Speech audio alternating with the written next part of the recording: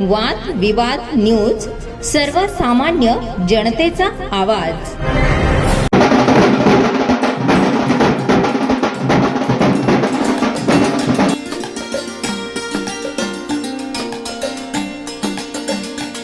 पिंपळनेरमध्ये विकासाचा नवा झंझावात। डॉक्टर योगिता चौरे यांचा भव्य पदग्रहण सोहळा। जनतेच्या विश्वासाला नवे नेतृत्व।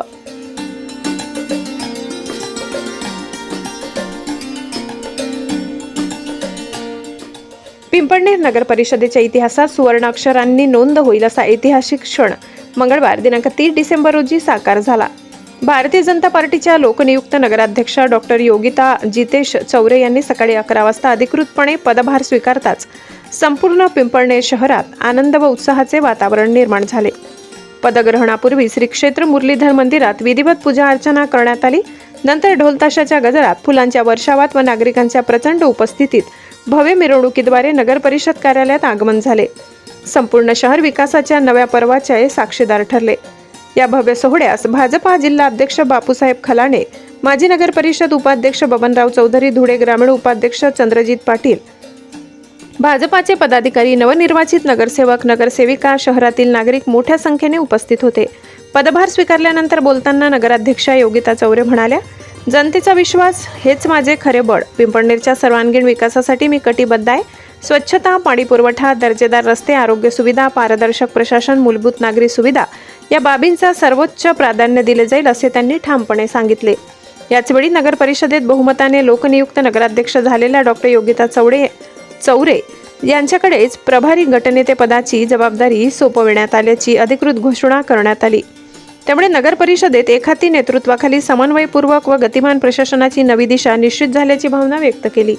याच कार्यक्रमात भाजपाच्या प्रतोदपदी निवड झालेल्या सौ प्रज्ञा चंद्रशेखर बाविस्कर यांच्यासह सर्व नवनिर्वाचित नगरसेवक व नगरसेविकांनी एकजुटीने पिंपळनेरच्या विकासासाठी काम करण्याचा संकल्प व्यक्त केला।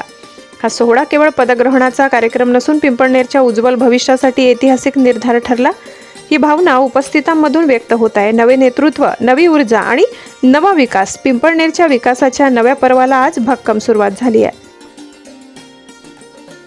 नमस्कार। आज पिंपळनेर नगर परिषद लोकनियुक्त नगराध्यक्ष पदासाठी जे पदग्रहण आज स्वीकारत आहे, त्यासाठी पिंपळनेरकरांनी जो माझ्यावर विश्वास टाकला आहे त्या सर्वांचं मी मनपूर्वक धन्यवाद करते।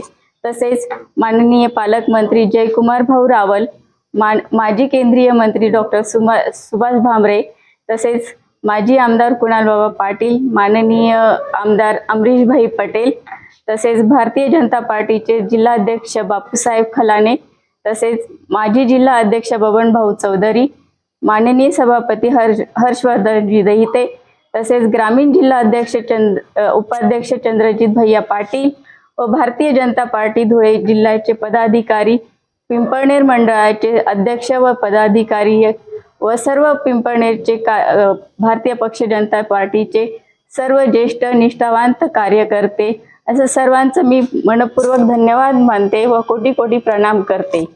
व तसेच पिंपळनेर शहरातील मायबाप जनतेने मला जो भरभरून आशीर्वाद दिला आहे त्यासाठी मी मनपूर्वक आभार मानते व त्यांच्या विश्वासास पूर्णपणे पात्र राहण्याचं मी ग्वाही देते। धन्यवाद। पिंपळनेर शहरातील आज जो मी पदभार स्वीकारून खुर्चीवर बसली आहे, ही केवळ खुर्ची सत्तेसाठी नव्हे तर मी एक जबाबदारी म्हणून या खुर्चीकडे बघेन व पिंपळनेरच्या विकासासाठी नक्कीच गतिशील प्रयत्न करेल।